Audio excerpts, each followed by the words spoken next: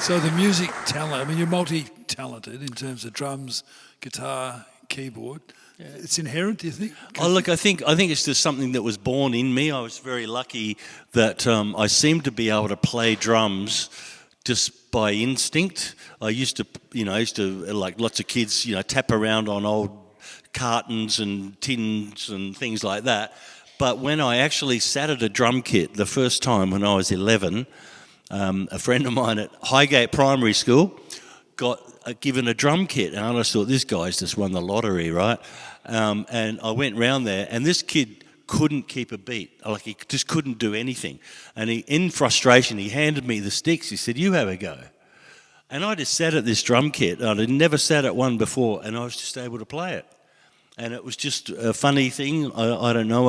Everything I've learnt about music, I've taught myself, or I've found out by watching people play, or reading about it, or just observing. But how do you self-teach to play drums with all those different extremities? Now, was there anyone you watched, that you studied? Yeah, I was saying to somebody, I saw Joe Morello play with Dave Brubeck Quartet when I was about 12, and that just blew me out. I was a big Ringo fan.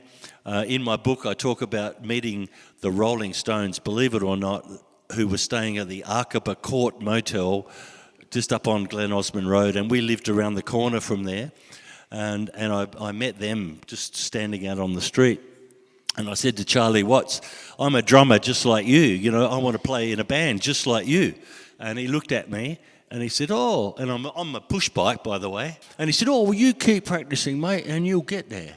And I thought, well, that's very nice. And then Bill Wyman said to me, he said, "How old are you?" And I said, "Oh, I think I'm 12, but I love your album, 12 by 5. And he said, "How do you know about that record?"